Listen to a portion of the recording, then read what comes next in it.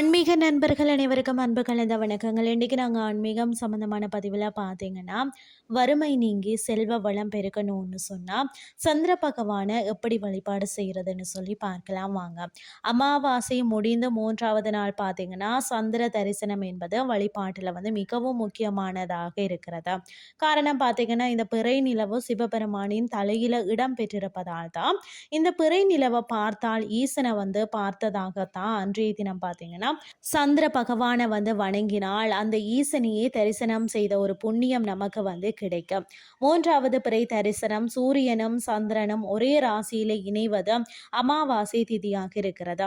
ஒவ்வொரு அமாவாசைக்கு பிறகும் வரக்கூடிய அந்த 3வது நாள் இருக்கு இல்லையா, 3ஆம் பிறை நாளாக இருக்கிறது. அதாவது பார்த்தீங்கன்னா அமாவாசைக்கு மறுநாள் நிலவு தெரிகிறது இல்ல, ஆனால் 3ஆம் நாளான துவிதியை திதியில தெரியக்கூடிய நிலவு தான் அழகாகவும் பிரகாசமாகவும் இருக்கும். சிவன் பார்த்தீங்கன்னா சூரிய பிறை தான் சந்திரன். 3ஆம் பிறை தரிசனம் வெறும் சந்திர தரிசனம் அல்ல, பார்த்தீங்கன்னா சிவபெருமானின் ஒரு பகுதியை நாம தரிசிக்கும் பாக்கியம் பெறுகிறோம்னே சொல்லலாம். இந்த சந்திர தரிசனம் கிட்டும் போதெல்லாம் பார்த்தீங்கன்னா ஸ்ரீ சந்திர மௌலீஸ்வராய நமக அல்லது ஸ்ரீ சந்திர மௌலீஸ்வரா போற்றி என்று நீங்க இடைவிடாமல் ஜெபித்து வந்தாலே மனம் அமைதி அடையும்னே சொல்லலாம். மற்றது பார்த்தீங்கன்னா அறிவு ஒளி பெற்று தெளிந்த மனநிலையை அடையலாம்.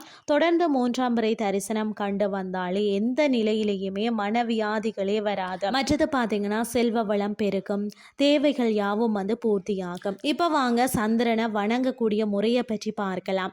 ஒரு தாம்பூல தட்டில் பார்த்தீங்கன்னா பச்சரிசி அல்லது பச்சை நெல் பரப்பி அதன் மேலே பார்த்தீங்கன்னா காமாட்சி அம்மன் விளக்கு வச்சுட்டு நல்லெண்ணெய் ஊற்றி அல்லது பஞ்சு அல்லது பருத்தி நூல் திரி போட்டு மேற்கு பக்கமாக விளக்கு முகம் வச்சு பார்த்தீங்கன்னா வெளியில வழிபாடு செய்யணும். அப்போதுதான் இறைவனை மும்மூர்த்தியாக பாவித்து வணங்க வேண்டும். அவர்களிடம் அதாவது பிறைய பார்த்து கையேந்தி வணங்க வேண்டும். தேவையை நாம கேட்கணும். தேவையை கேட்கறதுக்கு முன்னாடி பார்த்தீங்கன்னு சொன்னா நீங்க காலையில எந்த ஒரு உயிருக்காவது நீங்க உணவு மற்றது தண்ணீர் தர்மம் செய்திருக்கணும். பொதுவாகவே 3ஆம் பிறை தரிசனம் வெளிச்சம் இருக்கும்போது நாம கண்களுக்கு புலப்படாது. சந்திர பகவான தரிசனம் செய்யறதுக்கு முன்பாகவே பார்த்தீங்கன்னா உங்களிடம் இருக்கக்கூடிய ஏதாவது ஒரு தங்க நகை ₹1 நாணயமாக இருந்தாலும் சரி, இவை இரண்டையும் பார்த்தீங்கன்னா தயாராக எடுத்து வச்சு கொள்ளுங்க. சந்திரனை பார்க்கும் போது தங்க ஆபரணத்தையும் ₹1 நாணயத்தையும் உள்ளங்கையில வச்சு அதன் பிறகு சந்திர பகவான தரிசனம் செய்யணும். மேலும் சந்திரனிடம் வேறு எந்த தெய்வத்திடமுமே நாம வேண்டியதை கேட்கும் போதும் கையேந்தி கேட்க வேண்டும். அதுவே யாசகம் பெறுவதாகவும் இருக்கிறது. ஸ்ரீ கிருஷ்ணர் கூட பார்த்தீங்கன்னா கர்ணரிடம் யாசகம் பெறும் போது பார்த்தீங்கன்னா கையேந்தியே பெற்றார்.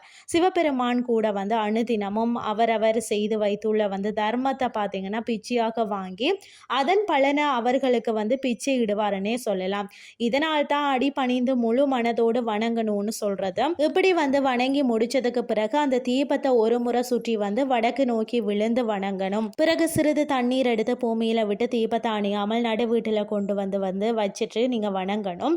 இது போல குறைந்தது 3 சந்திர தரிசனத்தையாவது நீங்க செய்கிறது நல்ல.